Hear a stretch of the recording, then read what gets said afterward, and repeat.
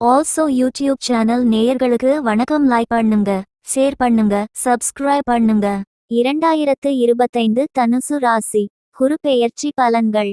வாக்கிய பஞ்சாங்கம் அடிப்படையில் மே 1 2024 முதல் மே 11 2025 வரை. இறை நம்பிக்கையும் கம்பீரமான தோற்றமும் கொண்ட தனுசு ராசி அன்பர்களே, இதுவரை புத்திர ஸ்தானமான 5ஆம் ராசியில் இருந்த குரு பகவான் சித்திரை மாதம் 18ஆம் மே 1 2024 நாள் முதல் சத்ரு ஸ்தானமான 6ஆம் வீட்டில் சஞ்சாரம் செய்ய இருக்கின்றார். சத்ரு ஸ்தானத்தில் இருக்கின்ற குரு தான் நின்ற ராசியில் இருந்து 5ஆம் பார்வையாக கன்னி ராசியான தொழில் ஸ்தானத்தையும், 7ஆம் பார்வையாக விருச்சிக ராசியான போக ஸ்தானத்தையும், 9ஆம் பார்வையாக மகர ராசியான குடும்ப ஸ்தானத்தையும் பார்வையிட இருக்கின்றார்.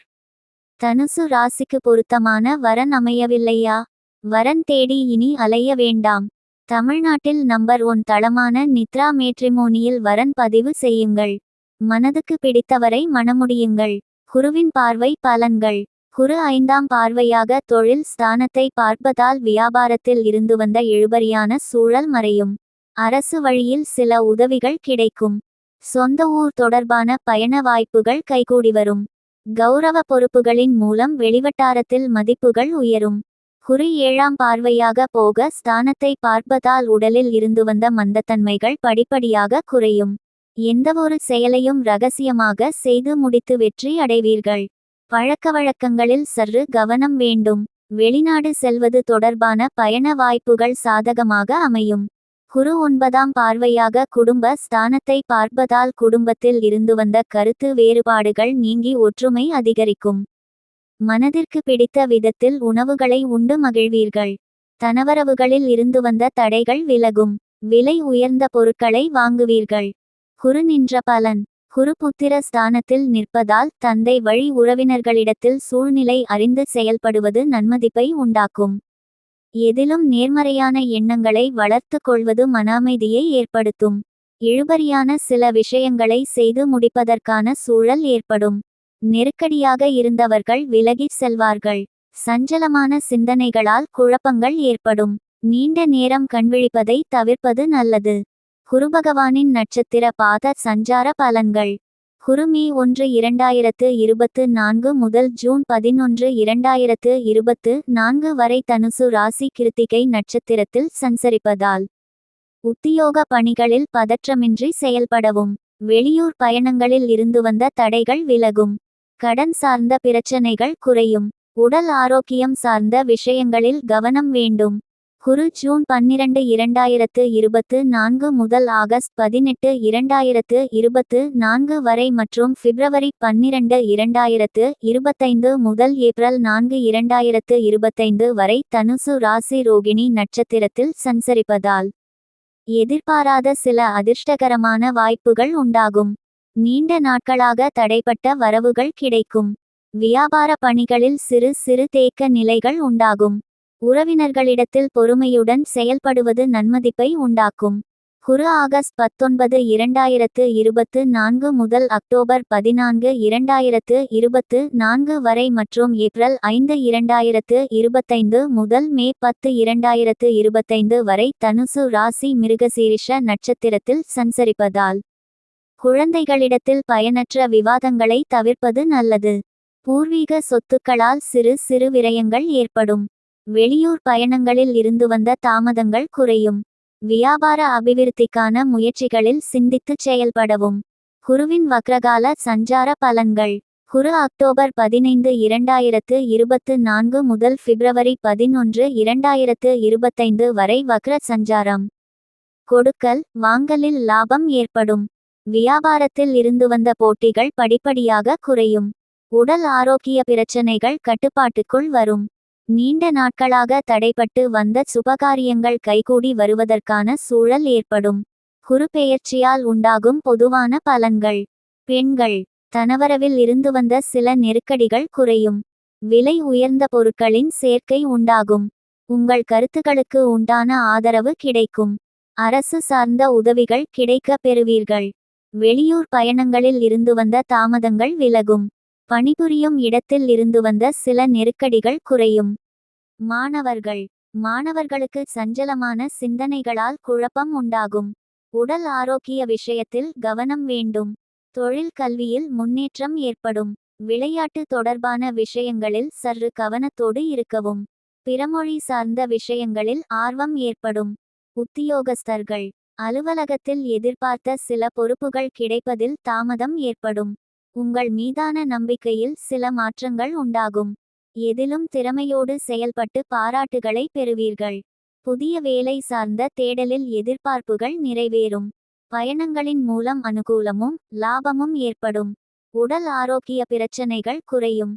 வியாபாரிகள் வியாபார பணிகளில் இருந்து வந்த மந்தநிலைகள் நீங்கி முன்னேற்றமான சூழல் ஏற்படும். அரசு வழியில் சில உதவிகள் கிடைக்கும். புதிய முயற்சிகளில் இருந்து வந்த தாமதங்கள் விலகும்.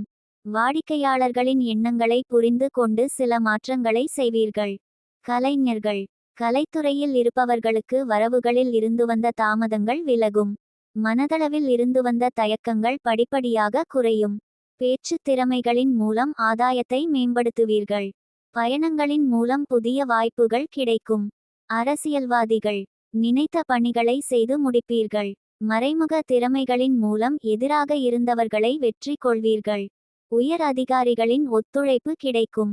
சிந்தனைகளில் இருந்து வந்த குழப்பங்கள் நீங்கி தெளிவான முடிவுகளை எடுப்பீர்கள்.